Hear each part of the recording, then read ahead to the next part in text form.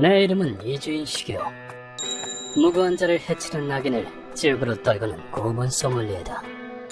이날 나는 사키누마 마담에게 호출을 받아 게이바로 향했다. 마담, 무슨 일이십니까? 이 사람이 너에게 할 말이 있대서. 여자로서 너무 차득한 얘기야. 이분인가요? 마담이 데려온 것은 굳은 표정의 20대 여성이었다. 오른쪽 가슴이 어딘가 이상해. 그때 여성이 단추를 풀기 시작했다. 갑작스럽지만 이걸 봐주셨으면 해요. 그 여자가 저지른 끔찍한 소행을. 세상에. 그 여자는 제 가슴을 도려냈어요. 여성의 오른쪽 가슴은 도려내진 채 무참한 상처만이 남아있었다. 큰 가슴이 마음에 안 든다고 쓸데없는 설득력 안에서 도려냈어요. 여성은 펄펄 끓는 분노와 함께 사정을 설명하기 시작했다. 의뢰인의 이름은 나카무라 준코. 25살 직장인이었다. 세이지, 축하해. 이제 한 번만 더 이기면 세계 선수권이야. 세계에서 활약하는 자랑스러운 남편이 되어야지. 남편 세이지 씨는 유명한 럭비 선수였다. 준코 씨는 그라비아 모델의 스카우트 될 만큼 글래머러스한 몸매의 소유자였다. 우리 집에 와. 아침까지 술 마시자. 한 번 파묻혀봤으면. 이러지 마세요. 길거리에서 남성들에게 희롱당한 적도 많았다. 싫은데? 뭐하는 짓이냐? 그때 의뢰인에게 도움의 손길을 내민 자가 있었다. 싫다잖아, 손대. 우연히 길을 지나던 세이지 씨였다. 세이지 씨의 건장한 체격을 보고 남자들이 물러났다. 멍청 더럽게 크네. 야, 가자. 조심하세요. 밤에 이상한 놈들 많으니까. 정말 감사합니다. 저 도와주신 답례로 차라도 대접하고 싶은데. 네? 남성에게 먼저 다가간 것은 그때가 처음이었다. 아, 그래서 체격이 좋으신 거구나. 네, 튼튼함 하나는 자신 있어요. 두 사람은 마치 이끌리듯이 부부가 되었다. 준코, 나랑 결혼해줄래? 네, 좋아요. 하지만 준코 씨에게 원한을 품은 자가 있었으니 지방 덩어리나 달고 다니는 게 감히. 바로 추악하게 일그러진 마녀였다. 그날 데이트를 마치고 집으로 돌아가는 길. 이젠 바이크 말고 차를 타고 다녀야겠지? 그러네, 아이도 생길 테니까. 두 사람이 바이크에 올라타려던 그 순간 뭐지? 두 사람을 향해 자동차 한 대가 돌진한 게 아닌가. 세이지 씨는 반사적으로 준코 씨를 보호했다. 준코, 위험해! 그리고 다음 순간 복주 차량이 두 사람을 세게 들이받았다. 세이지 씨는 종이 조각처럼 공중으로 튀어오르더니 이윽고 벽에 힘껏 부딪혔다. 준코 씨도 지면에 세게 내랭랭이 쳐졌고 머지않아 의식을 잃었다. 잠시 후 차에서 괴한이 밀리는가 싶더니 지옥을 보여주지. 쓰러진 준코 씨를 납치했다. 그 후 준코 씨는 침대 위에 구속된 상태로 눈을 떴다. 여기는. 이제 정신이 들어? 주위를 둘러보니 그곳은 낯선 방이었다. 태평하게 잘만 자던데? 누가 방정 맞은 몸뚱이 아니랄까봐. 돼지 같은 게. 그때 일면식 없는 여자가 난데없이 욕지거리를 내뱉었다. 여긴 어디죠? 세이지 씨는요?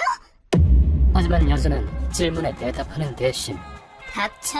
보는 눈도 없는 머저리 같은 놈이 뭐가 좋다고. 준코 씨의 머리를 곤복으로 후려쳤다. 그리고는 일그러진 표정으로 이렇게 말했다. 난 말이야, 너같이 가벼운 몸뚱이를 떳떳하게 들고 다니는 여자가 제일 싫어. 이 살덩어리가 그렇게 자랑스러워? 이걸로 그 남자를 꼬셔서 만족하냐고. 여자가 자신을 원망하는 것만은 확실했다. 네 주제를 똑똑히 알려주지.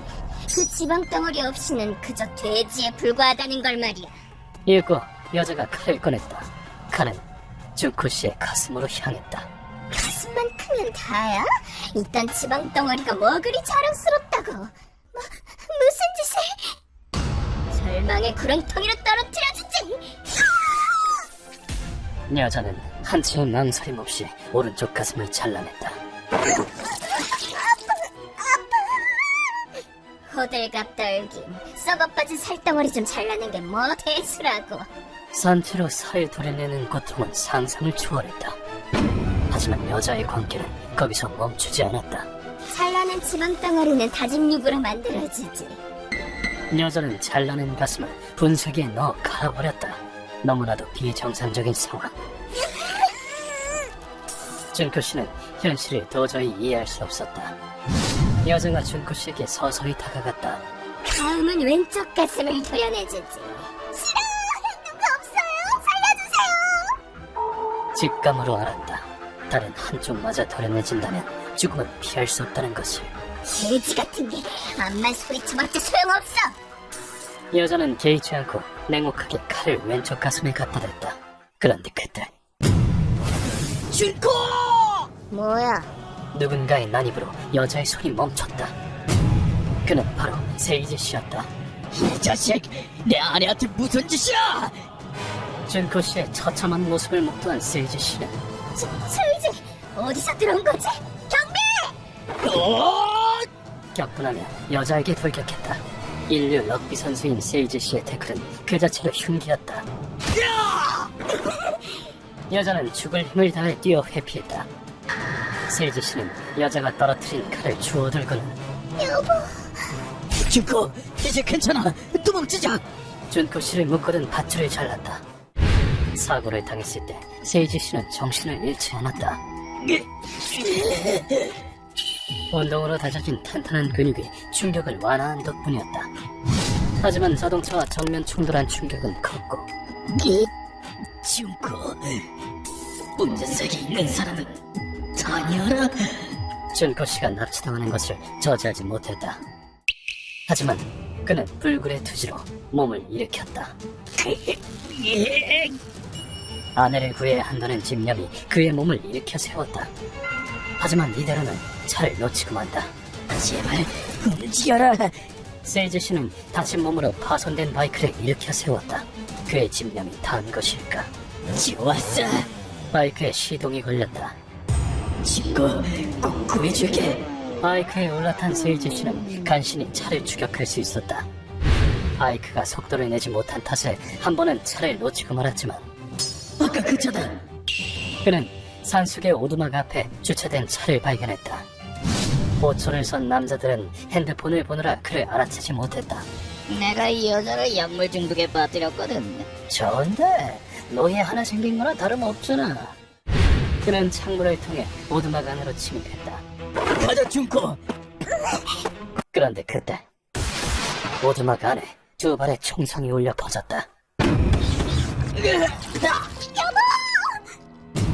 발사된 두 발의 탄환은 세이지 씨의 복부를 관통했다. 발포한 사람은 밑에 있던 병원들이었다. 도망치면 귀찮아진단 말이야. 우리도 먹고 살아야 되거든. 죽어줘야겠어. 여자의 목소리를 듣고 달려온 것이다. 하지만 세이지 씨는 어떻게 해서든 준코를 살려야 돼. 그는 각오를 다졌다. 잠시 후 그는 마지막 힘을 쥐어짜내어 뭐야, 아직도 움직여? 경호원들을 향해 있는 힘껏 돌진했다. 그렇게 두 사람은 경호원을 돌파했다. 도망치자. 이 자식이 거기 안 서! 세이지 씨는 피를 토하며 출구를 향해 뛰었다. 하지만 남자들은 그를 놓치지 않았다. 어딜 도망가?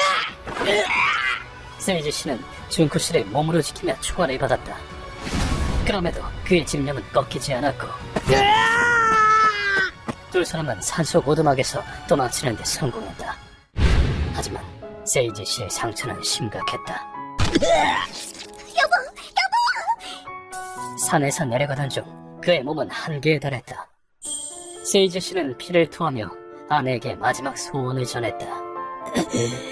도망쳐, 준코. 놈들이 곧 추격해올 거야. 살아남아, 뱃속에 아이와 함께. 그랬다. 준코 씨의 뱃속에는 아이가 있었다. 사랑하는 남편은 자신과 아이를 지키고 그녀의 품 안에서 숨을 거두었다. 하지만 멈춰설 수는 없었다. 반드시 도망쳐야 돼. 멈춰서는 것은 세이지 씨의 진심을 저버리는 것이나 다름없었으니까. 하지만 준코 씨 또한 큰 상처를 입고 많은 피를 흘린 뒤였고 결국 산을 다 내려가기도 전에 쓰러지고 말았다. 그런데 때마침 그곳을 지나던 사람이 있었다. 어머, 이봐요. 무슨 일이에요? 세상에, 상처가... 산에 캠핑을 하러 온 사키누마 마담이었다. 모든 이야기를 마친 뒤 준코 씨가 마룻바닥에 양손을 짚었다. 마담에게 들었어요. 이주인 씨는 대단한 분이시라고. 나카무라 씨, 남편에겐 꿈이 있었어요. 국가대표로서 세계선수권에서 뛰겠다는 꿈이. 제가 아이를 가졌다는 걸 알고 진심으로 기뻐했어요. 그런데 그 여자는 말도 안 되는 이유로 남편을 죽였어요. 부탁이에요. 그 여자를 죽여주세요. 준코 씨가 양손을 내게 내밀었다. 가슴을 도려내진 오른쪽 손은 크게 떨리고 있었다. 이 손을 나는 도저히 뿌리칠 수 없었다. 알겠습니다. 당신의 슬픔과 증오는 제가 책임지고 풀어드리겠습니다. 부탁합니다. 남편의 원수를 갚아주세요. 약자에게 구원의 손길을 내미는 것, 그것이 고문 소믈리의 사명이니까. 나는 곧바로 정보상 고다이를 찾아갔다. 가슴을 도려내는 악인이라면 타니하라 미치우르군. 둥만한 가슴을 가진 여성에게 사리를 붓는 사이코즈. 고다이의 말에 따르면 타니하라는 원래 모델이었다고 한다. 저랑 사귀어주세요. 사귀면 뭘 해줄 건데? 수려한 용모 탓에 타니하라에겐 남자가 끊이지 않았다고 한다. 그래서인지 타니하라는 점점 오만해져 갔다. 나에게 헌신하지 않는 남자 따위 필요 없어. 다만 타니하라에겐 한 가지 큰 콤플렉스가 있었으니 왜 이렇게 작은 거야? 그건 바로 납작한 가슴이었다. 그러던 어느 날 어떠한 사건으로 타니하라의 인생이 크게 바뀌었다. 미안해. 너는 못 버티겠어. 우리 헤어지자. 헤어져? 살면서 처음으로 남자에게 차인 것이다. 원인은 타니하라의 고약한 성격이었지만 뭐야, 내 가슴이 그렇게 마음에 안 들었어? 타니하라는 자신의 가슴이 작기 때문이라고 잘못 받아들였다.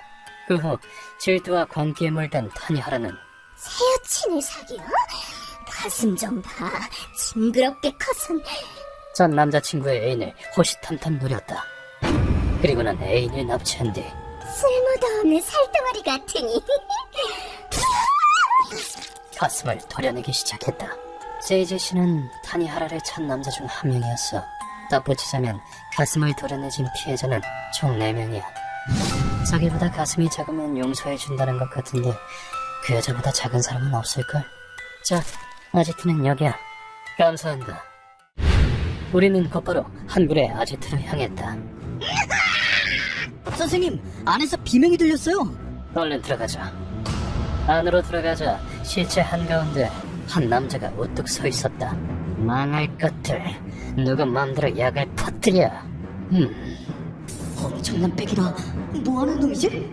잠시 후 남자가 모든 것을 태울 듯한 강렬한 시선으로 이쪽을 돌아보았다.